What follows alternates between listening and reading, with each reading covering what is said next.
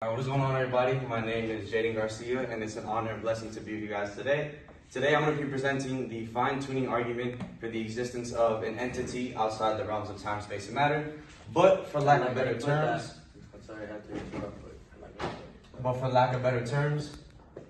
we're just going to call that God. So, for example, we know in the universe there are certain equations like E equals mc squared, and then we also have Friedman's homogeneous isotropic equation for the universe. And all these equations have one thing in common. Then we also have the equation for the universal law of gravity between two different masses. And all these equations have what's known as universal constants. So this is the universal constant of gravity, and this is the cosmological constant, for example. And then this is also one of the universal constants as well. And these are the things that keep our universe together, it keeps our universe stable, and it keeps our universe whole. Now, if something like the gravitational constant was just off by a sliver of 1 over 10 to the 40th power, which is 1 over a 1 with a bunch of zeros, right? Like a whole bunch of zeros, it's the same equivalent as trying to roll a dice and get the same thing 52 times in a row. Extremely improbable. So if gravity was even just a teeny bit weaker by this amount, then there wouldn't be enough gravity to have atoms form together, and you wouldn't have stars, and therefore you wouldn't be able to sustain life. Now the inverse is true though. If this was just a teeny bit stronger, then gravity would be too strong, and the universe will rip itself apart as we know it. Same thing for the cosmological constant. If the cosmological constant was off just by a degree of 1 over 10 to the 120th power, that means that the universe would cease to exist, whether it's slightly greater or slightly weaker. So this begs the question, well, how in a universe full of entropy or a universe full of chaos, how do we have such stable things? Because we know, according to the second law of thermodynamics, that the entropy of the universe, forgive me my handwriting, but the entropy of the universe is constantly increasing. So as the universe expands, the universe gets more random and random. Yet somehow with increasing chaos, you still have order in these cosmological constants, right? And we also know that the ratio of protons to the electrons in the universe are always 1-to-1. And if that's even off by just a little bit, then atoms wouldn't be able to form.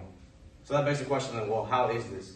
There are 3 possible explanations as how this could be. The first one is by necessity, which implies that there is some other unknown physical constant that requires all these to be the same. The second one would be what we just say it's by chance, right? Like physicists like Roger Penrose say that the odds of the universe being how it is today to sustain life is 1 over 10 to the 10th power raised to the 123rd power, which is like saying 10 billion times 10 billion 123 times over, right? Or the third option is we just say it's by design. So we know it can't be by necessity because there's no unknown physical law that says that these constants have to be the values that they are. They just are how it is.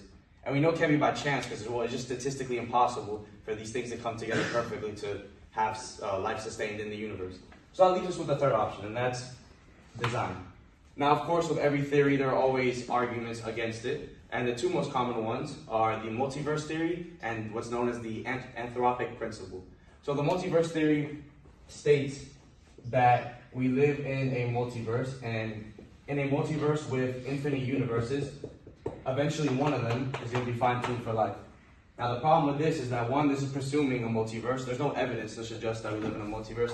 And 2, this doesn't deal with the issue. This just kicks the can down the road.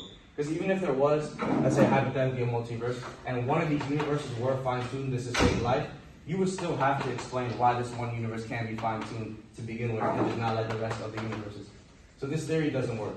And that leaves us with the second option, known as the anthropic principle. And the anthropic principle basically states that because we are alive today and because we can view life in the universe, then it must have happened. So I know it sounds a little tricky, so to put it in basic terms, let's say I take Marcus, right? And I put him in front of a firing squad. And this firing squad unloads I'm talking 200 rounds into him. But somehow, some way, all the bullets miss. Now the anthropic principle will say, well, of course the bullets had to miss because Marcus is here today to see that the bullets didn't miss. But what the anthropic principle struggles with is it doesn't deal with the why. It says the what, which is that Marcus survived all the bullets missing, but it doesn't say why the bullets missed. Right, and the why would be, well, maybe the gunman didn't want to shoot, or there's something wrong with the gun. But the anthropic principle, in terms of the fine-tuning argument, just says this is what it is. This is fine-tuning, but it doesn't deal with the why of fine-tuning. So that clearly doesn't work. So we know it can't be the multiverse theory, and we know it can't be the anthropic principle, Well, that leaves us realistically with only one option, and that is that we're not a cosmic accident, that we're here designed on purpose for a reason, and that is done by an intelligent designer or a fine tuner, which is what we call God. And that's our presentation. Thank you.